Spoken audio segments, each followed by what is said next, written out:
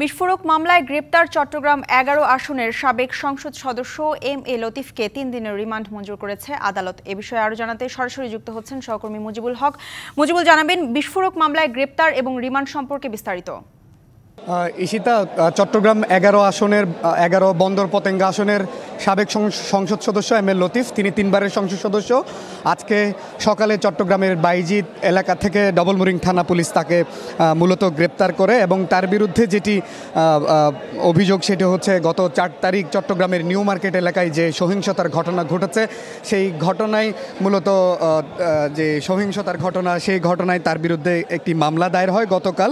এবং এই গত ৪ তারিখে যে সহিংসতার ঘটনা, এরপরই মূলত গত ৫ তারিখ যখন শেখ হাসিনা সরকারের পতন হয়, এরপরই আমরা যতদূর জানতে পেরেছি গত ৮ই আগস্ট থেকে মূলত সে চট্টগ্রামের সেনাবাহিনীর হেফাজতে ছিল। পরবর্তীতে আজকে সকালবেলায় তাকে বাইজিদ থানা এলাকা থেকে গ্রেপ্তার করা হয় এবং তাকে গতকালকের একটি বিস্ফোরক মামলায় তাকে গ্রেপ্তার দেখানো হয়। আজকে সকাল 11টার পরেই তাকে আদালতে আনা হয় এবং 12টার দিকে তাকে চট্টগ্রাম মেট্রোপলিটন ম্যাজিস্ট্রেট জুয়েল দেবের আদালতে তোলা হয়। সেখানে তার ৮ দিনের রিমান্ড চাওয়া হয়। সেখানে আদালত তার ৩ দিনের রিমান্ড মঞ্জুর করে। আমরা এম এ লতিফের আইনজীবীর সাথে কথা বলেছি। তিনি বলেছেন যে তিনি ছাড়াও এই মামলায় আরও অনেক আসামি করা হয়েছে।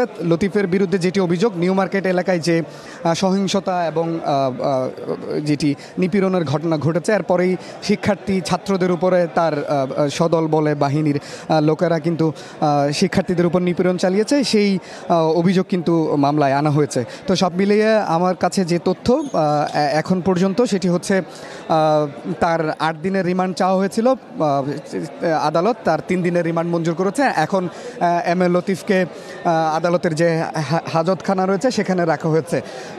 সব মিলিয়ে পুলিশের পক্ষ, এই রাষ্ট্রপক্ষ এই জায়গাটাতে জিআর এবং রাষ্ট্রপক্ষের যে অবস্থান, আমরা সেটিও জানবার চেষ্টা করব পরবর্তীতে। এবং এখন পর্যন্ত আদালতের যে হাজতখানা সেখানে এম এ লতিফকে রাখা হয়েছে এবং তার ৩ দিনের রিমান্ড মঞ্জুর করা হয়েছে। মুজিবুল, আপনাকে ধন্যবাদ।